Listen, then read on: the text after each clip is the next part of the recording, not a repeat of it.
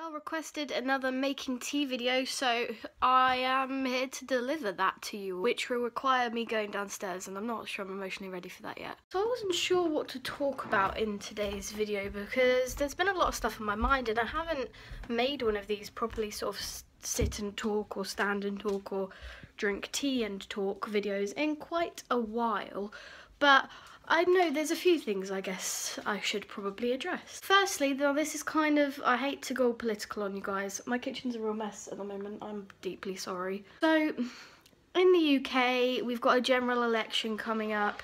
Oh, kettle. And I feel that it's part of my responsibility as someone with some sort of platform that some people listen to instruct you guys to vote. If you can, if you're eligible, if you're of the age where you can vote, I hope that you've registered because the last time for registering to vote is over. You can't register to vote anymore. But even if you go in there and just spoil your paper, do you know what I mean? Don't do that. But if that's all you're gonna do, just go and use your vote, please. I know a lot of people say, oh, I can't be bothered or I don't know enough about it. It's so easy to just go online and look at the manifestos or watch a couple of videos. I personally, I'm not going to tell you who you should vote for. However, sounds like it's someone that's about to tell you who to vote for. I know who I'm voting for because I want to vote for something that's going to benefit my generation and benefit university students and not be fucking cruel to animals and benefiting rich people. I think we can all guess who I'm going to be voting for / not voting for. I just thought that was an important thing to just quickly mention because please just vote if you can, because a lot of people gave up a lot of things to be able to, especially if you're a female, use your vote. Please just use it. You know, you can't then go bitch on Facebook about the result if you didn't, I mean, obviously if you're not of age, that's not your fault, but if you can vote and do not, then you kind of got to live with the consequences. That's my political rant over. So as a lot of you know, I recently moved out of university back home because it's the summer holidays. To answer a few questions, I guess, from the last couple of videos,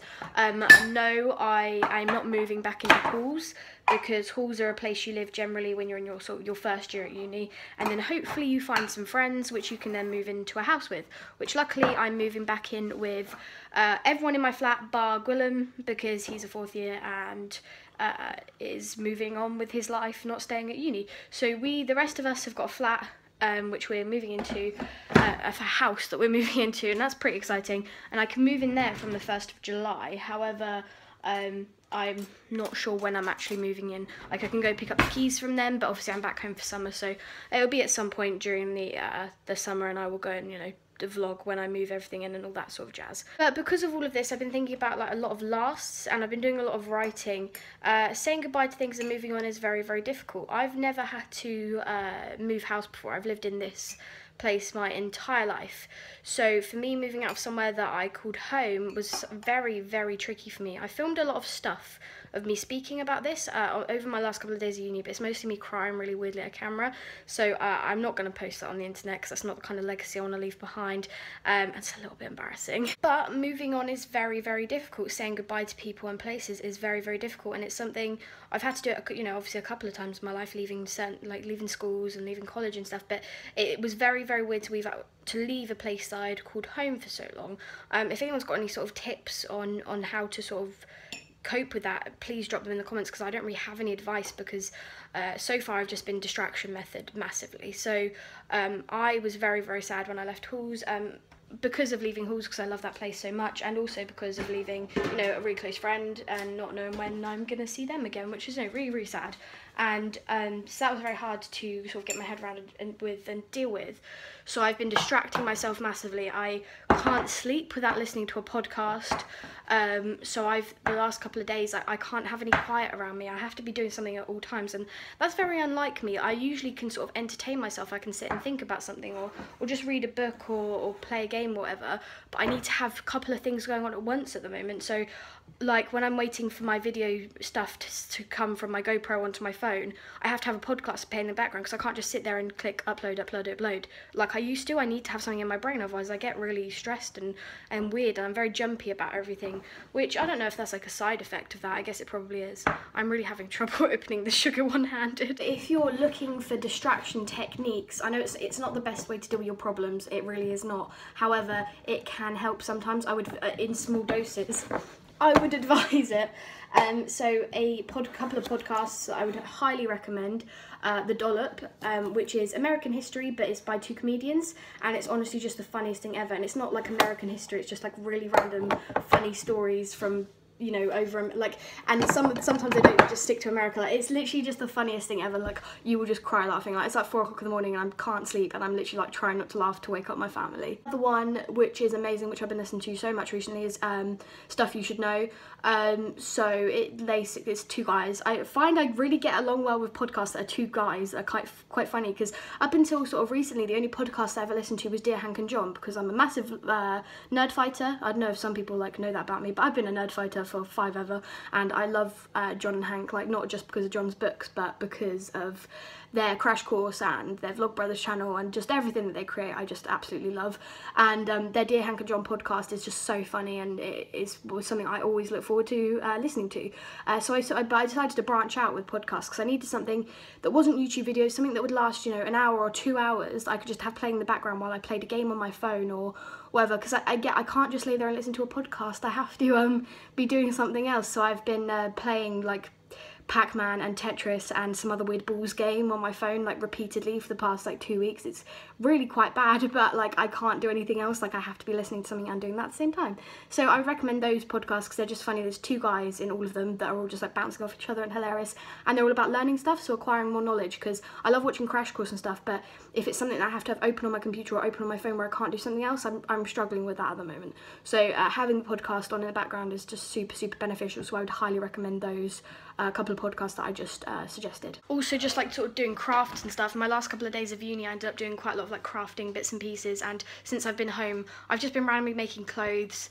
They're not very good. Like, I'm having a bit of a block. Like, I keep making stuff that I'm like, that's terrible, but I've made like a couple of skirts and a couple of trousers and things that I'm just like, yeah, unwearable pretty much. It's basically just like making myself pyjamas, but it's just keeping myself sort of distracted in that respect. I really should start getting some exercise and stuff, because I need to stay in shape over summer before I go back to uni and die when we have bodycon again.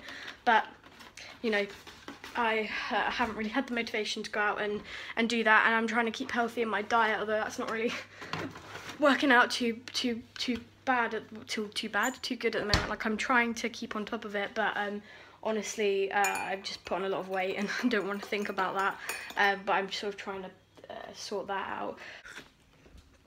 So I don't really know super where I'm going with this video. It's just a general sort of update and chat about sort of moving on and distraction techniques and stuff.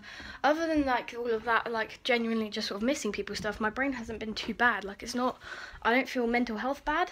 Do you know what I mean? I just kind of feel like normal person would feel this sad about things.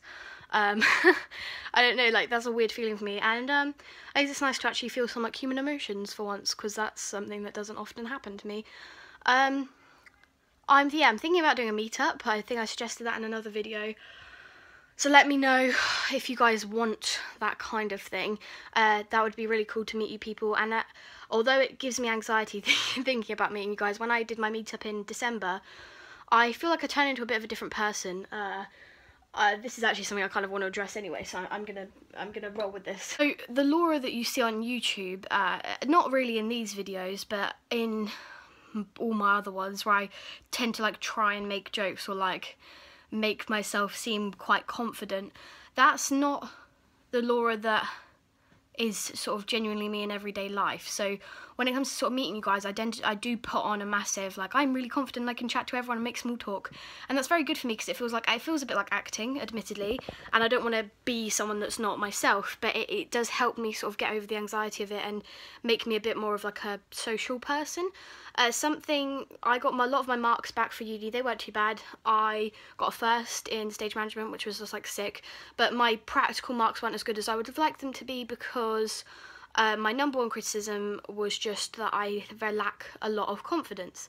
every single teacher said that I lacked confidence. So for me, that was a bit of a kick in the teeth, because I try really hard to be confident, but in class I get too anxious to put my hand up or ask questions, because I don't like, that makes me feel very uncomfortable. But that's something I'm going to have to fix for next year if I want to get a really good mark and leave uni with a good mark. I know I need to participate more and make myself more known, and actually, you know, because a lot of the time the teachers wouldn't even know I was in the room because I'm very quiet. And that's weird, because the person who I am sort of really, when I'm with my friends and family, is very loud, kind of just comical, which is weird because I'm not really a particularly funny person. Like, I try too hard to be funny, and I'm just generally quite loud. But when I'm put in a situation that I'm not with 100% comfortable with, I just lose everything that makes that part of me. So I need to work on my confidence and everything, and I think doing YouTube helps me, because when I'm behind a camera I can just sort of put on a show a little bit, but I really want to sort of embody YouTube Laura a little bit more, like in real life, which would probably help me out when it came to sort of getting better marks at uni and being a better performer, because ultimately I do want to perform as a career, and right now I just feel like I'm not giving it my best, and I'm not doing myself justice, I think, because I doubt myself a bit too much, and I don't push myself forward in the way that I should. But because that's just not me as a person. I'm not a very, I'm not a pushy person. But, so this is the industry I've chosen to be in, so I do need to sort of change the way I am a little bit, unfortunately. Something I just kind of wanted to address. I know you guys are quite fond of these making tea videos, which is lovely for me, because I always feel like I'm boring you when I do these, but it's nice when I get comments asking for them, because it's genuinely just me chatting shit to a camera. But if you have any topics you specifically want me to talk about, then please let me know, because I'm more than happy to cover, anything. If you want advice on something, I'm more than happy to do research if I don't really know how to help. I want to try in as many ways as possible. I'm also thinking about, on my vlogging channel, maybe starting doing like a monthly thing where I just learn about a random topic or something funny or interesting, and I do like a little video, like a facts video, where I just give you random like information about a time or something like that. I guess I've been kind of inspired by the podcast I've been watching at the moment, because I'm just super into like learning more stuff about the world. That's like my favourite thing to do ever, just learning more stuff and learning about things that have happened. It's my favourite thing. So if you guys are interested in that kind of thing, let me know. And I definitely will do some more uni videos on my main channel, so continue, because I did like one episode of like when I was going to do uni advice, and then I never did any more because I wasn't really sure how well received it was. And I know that this channel is primarily Harry Potter themed, and whenever I post like making tea videos, I do tend to lose some subscribers, but like I'm not fussed about that really. But I guess that's why I set up my vlogging channel, so I can be more this kind of YouTuber on that channel. However, I do think it's important I do keep making tea videos and the occasional stuff that is a bit more personal me on this channel, because it is my main channel, and this is where I sort of found that area and that audience. But if you do want more of this kind of stuff and more poetry and personal things, my vlogging channel is Laura's Always Vlogging, so go check that out, because that's where I'm going to be posting more videos that are like this. That's where all of this kind of personal stuff is. This channel is more, fandom-y, Harry Potter-y stuff. But yeah, well, I have been rambling for way too long, but I hope this was somewhat what you guys were after when you asked for a making tea video. And thank you so much for sticking around. It'd be it's just kind of really nice to have like nearly 15,000 people that are gonna try and watch my videos and listen to me talk about stuff. Very nice, and getting your messages and stuff really just makes me happy. So thanks so much for all the support, and I will see you guys in my next video. Bye.